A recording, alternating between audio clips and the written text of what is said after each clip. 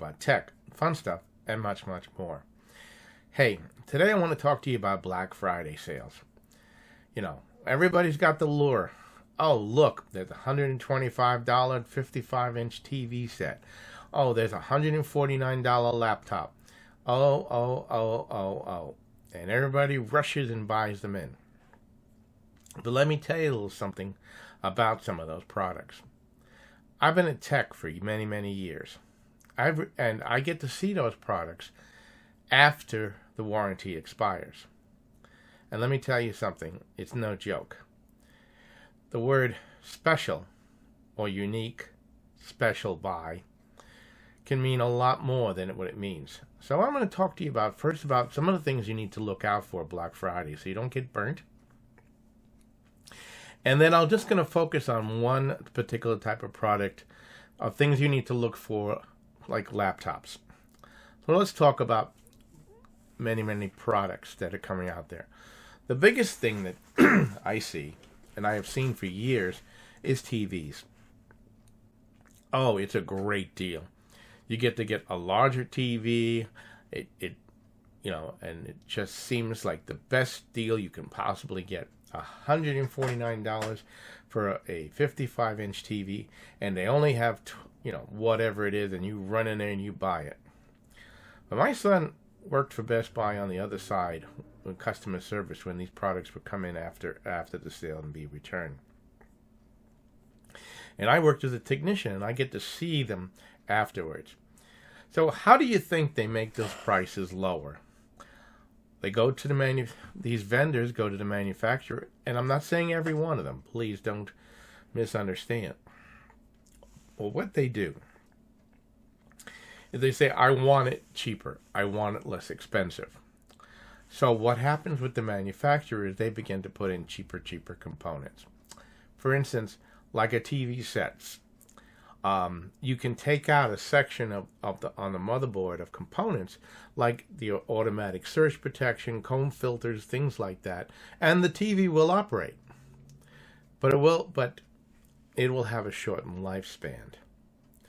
An example was we got a special buy on a Westinghouse oven, and fortunately we purchased the extended warranty with it. And you know what? It came in with a 1-year warranty, and not shortly after the warranty failed, it failed. And the guy came in and brought the motherboard that had failed, and I looked at it. Same thing. A whole bunch of components on that board was missing. And being an electronics technician, I knew exactly what was missing. The built-in surge protector, the filters, and things like that. The replacement motherboard had it, but it did not. The other thing that you'll notice is that the TV might have lesser specs. The biggest thing is that today with 4K and HD and everything else, you can have a TV that's 55-inch, but it's got only a $720 per inch display. You're going to be very, very disappointed with that. So these are the things you need to look out for. So if you're going to, you might get a deal.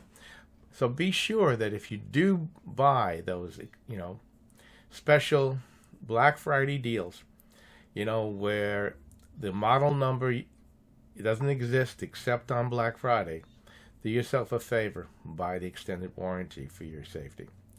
So, as I said, I'm going to talk to you about laptops. Over the years, I fixed many, many laptops. And I got to tell you, the Black Friday laptops are my biggest joke, my biggest laughter, and was my biggest money maker.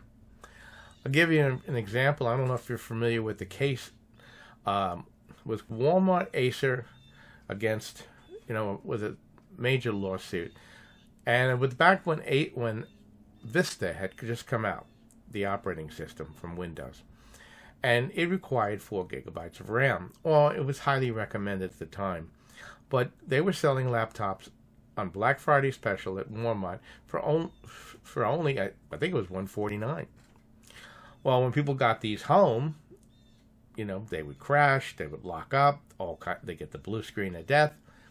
And of course, it was discovered that these laptops didn't have sufficient oomph to make them run, and there was a major lawsuit that happened. In fact, I had bought one of those laptops because I thought it would be a great deal to give it to my young daughter at the time. She didn't need something special, and I had put 4 gigabytes of RAM in it, but and I was listed as one of the people who are recipients, and many years later I received a check for $22 to go buy RAM for what RAM was cost at that time. Of course, I didn't have the laptop anymore. Another thing was that they will put cheap components of some type in there, such as a cheap hard drive. And you can check out my videos on hard drives, on how to choose the right hard drive for your computer, what it means, what's a hard drive, an SSD, and such like that.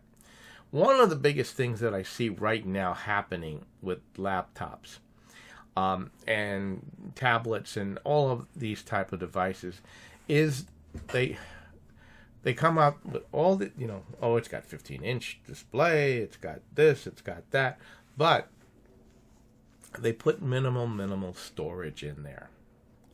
And that's a big problem. 32 gigabyte hard drive, 64-bit gigabyte hard drive.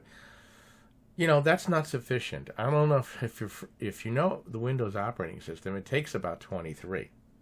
So if you have a 32 gigabyte hard drive, you basically have no storage.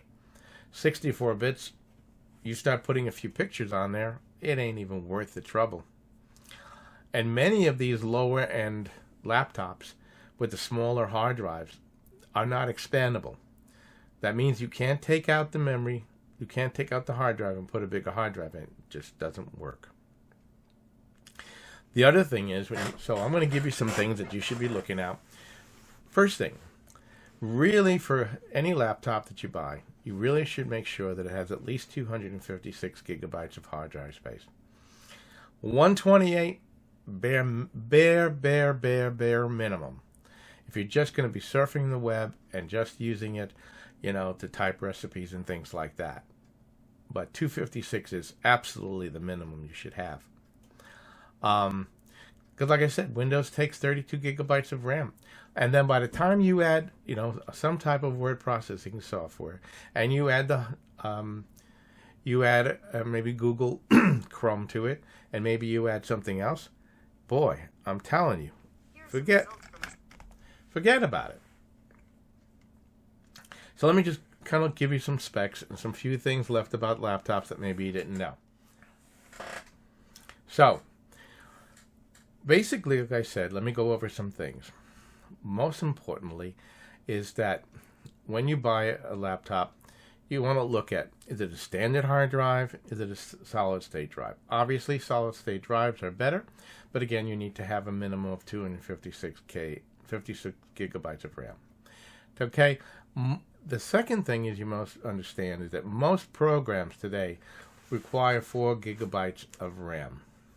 So, if you have a computer, a laptop, or something like that that only has 2 gigabytes of RAM, it won't run most programs. It simply can't. Now, obviously, if you're going to really use the laptop for doing some type of work or some type of things, you really should have 8 gigabytes. But 4 is the minimum. Now, let me give you the comparison between Intel and AMD. Both are good, okay? But they both have their own specific differences. So let me give you just a quick comparison. It's not exact, but it'll give you some ideas of what that is. Let me see. An AMD Celeron would compare to an AMD A4. Okay? Just about that. An Intel i3 would be the equivalent of an AMD A6. An Intel i5 would be about an AMD A8. All right. An Intel Atom, when you'll see them, the Intel Atoms on the very low-end laptops, that would be equivalent to a Pentium processor. They'll give you an idea of what you're looking for and things like that. Most laptops today do no longer have a CD-ROM. It's not required. So whatever you choose when you're looking at these laptops, The most important thing, of course, is to know what you're going to use it for. Like I said, if it's grandma and all she's going to do is go type a few recipes, do something simple, a lower-end laptop is fine. If you're going to be doing any business work, anything like that, working from home, you need something with a little more at least an Intel i3 or equivalent, and at least 256 gigabytes of RAM. 56 gigabytes of hard drive space, solid state, and at least 4 gigabytes of RAM. Now, if you're going to go for gaming, obviously, you gamers out there already know, the requirements for a laptop are quite high. An Intel i7, you need terabytes of space, you need 16 gigabytes of RAM, you need memory cards like that. But whatever you look at today, and whenever you're buying any of these products, if you're buying something like a special buy, a Black Friday only special, and things like that, I strongly recommend to you that you purchase the service contract with it. At least 2 years, 3 even better. And the reason I say that to you is, it's been my experience as a tech that I usually get to see those products after the first year because of the inferior products that are installed into them. Not all of them, again, I'm not putting it all, because there are some great deals out there. The problem is you, as the person who's buying it, don't know what you bought until after the purchase. So again, I hope this has been helpful for you. This is basically a quick shout out about Black Friday specials from a tech who gets to see all that stuff come into my shop, or used to see come into my shop when I had it. So this is Casey from Casey Grandpa Tech. Please like, share, and subscribe to the channel.